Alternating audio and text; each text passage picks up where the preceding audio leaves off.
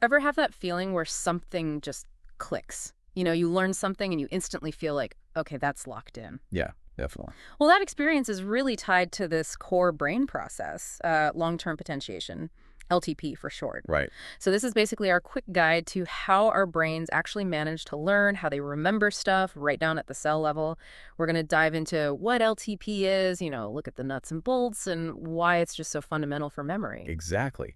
And LTP, at its heart, it's really about a long-lasting boost in how strongly brain cells, neurons, talk to each other, especially when they fire together. Okay.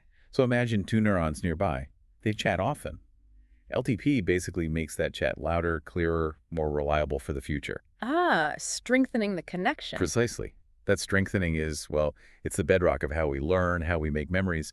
I mean, without LTP, our brains would have a really tough time making new links or holding on to information. Okay, that makes sense. But how do scientists actually, watch this happen? How can they tell a connection got stronger? Right. So experimentally, what researchers often do is they give a specific pathway of neurons a really rapid burst of signals. Think of it like a quick drum roll. Okay. And then they measure the electrical response in the neuron that's receiving those signals. After they induce LTP with that burst, they see this sustained jump in the response. So it reacts more strongly afterwards. Exactly. A much more efficient connection. And this boost, it can last for hours, days, sometimes weeks in the lab. It kind of mirrors how our own memories can stick around for a long, long time. Wow. Okay, so what's actually going on down at the tiny, tiny molecular level? It's not like the wires just get thicker, right? No, not quite. It's more about the activity right at the synapse, that little gap between the neurons. There are key molecules involved, specific receptors on the receiving neuron. You might have heard of NMDA and AMPA receptors. Vaguely. Okay, well, think of the NMDA receptors as kind of like gatekeepers. They open up when that strong signal arrives and let calcium flow into the receiving cell. Calcium. Okay. And that calcium coming in, that kicks off a whole chain reaction, biochemically speaking. And the end result is you get more AMPA receptors on the surface of that receiving neuron, and they become more sensitive. So more receivers means a stronger signal gets through next time. You got it. It's like the brain turns up the volume, specifically on that pathway. That's really cool. So LTP builds connections up, but I think I've also heard about something called long-term depression, LTD. Is that just the opposite? Spot on, yeah. Where LTP boosts connections, LTD weakens them. It's usually triggered by slower, sort of less intense patterns of activity. Hmm. And it sounds negative, but LTD is thought to be just as vital as LTP. It lets the brain sort of prune back connections that aren't as important. Ah, like tidying up. Exactly. It helps refine our neural circuits, gets rid of maybe redundant pathways, keeps things from becoming, well, too noisy or chaotic in there, keeps the important stuff clear. Okay, so you need both. LTP to strengthen, LTD to refine. And together, that's what allows the brain to be so adaptable. That's synaptic plasticity. That's precisely it. Synaptic plasticity is that amazing ability of the brain to change, to rewire itself based on experience. LTP and LTD are, two of the major mechanisms driving it. They let our experiences literally sculpt our brain connections. Which is learning, fundamentally. Which is learning, yeah. Now, something else. Sleep.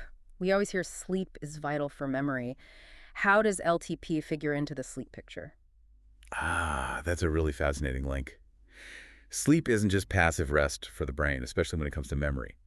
There's good evidence that during certain sleep stages, particularly deep sleep, the brain actually reactivates the neural patterns that were active when you were learning something earlier. So it replays the learning.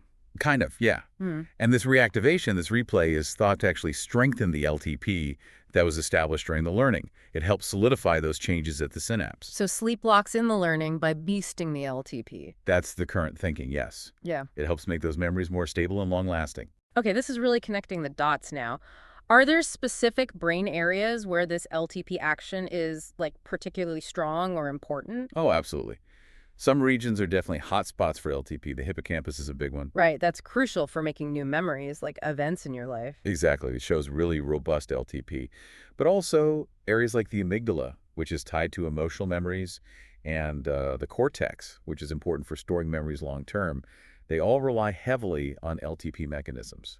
So it stands to reason then, if LTP is the mechanism for strengthening memory traces, then better LTP should mean better learning, right? Is that link clear? Yeah, the research points strongly in that direction. I mean, numerous studies, mostly in animal models, show that if you enhance LTP somehow, maybe genetically, or with drugs, the animals tend to perform better on learning and memory tasks. Okay. And conversely, if you block or disrupt LTP, you usually see impairments in learning. So yeah, there's a pretty direct correlation. This is all just incredibly powerful stuff. It makes you wonder, could we, therapeutically boost LTP for memory problems? That's definitely a major goal in neuroscience research right now. The potential implications are huge, particularly for conditions like Alzheimer's disease or other dementias, where memory loss is a key symptom. Right. Researchers are actively looking for ways, often through drugs, to target those molecular pathways. We talked about the NMDA, AMPA receptors, Mm. the calcium signaling to try and enhance LTP. There's always a but with the brain, isn't there? Usually, yes. It's Hmm. complex. The challenge is being specific. Yeah. How do you boost LTP just in the memory circuits you want without messing up other brain functions? Yeah. Avoiding side effects is tricky. Yeah, I can imagine. It really highlights how much we still don't know. What are some of the big remaining questions about LTP? Oh, plenty. A really big one is long-term maintenance. How does an LTP change, which might be induced relatively quickly, actually persist for years or even decades to support our lifelong memories? Yeah. What keeps those specific synapses strong? The real long-term part. Exactly. And also, how does LTP interact with LTD and other forms of plasticity? It's likely a complex dance, not just one process working in isolation. Understanding that interplay across different brain regions and learning situations is key. Okay, so just to pull it all together then, the big takeaway is that LTP is this core process, this strengthening of connections between neurons, and it's absolutely fundamental for learning and remembering things. It's how memories get physically encoded. Precisely. It's the mechanism allowing our experiences to leave a lasting trace in the brain.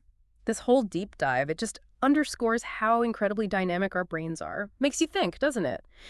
Consider how knowing about LTP might actually change how you approach learning something new, or, looking ahead, how it could pave the way for new treatments for memory disorders. It's a space with so much more discovery to come.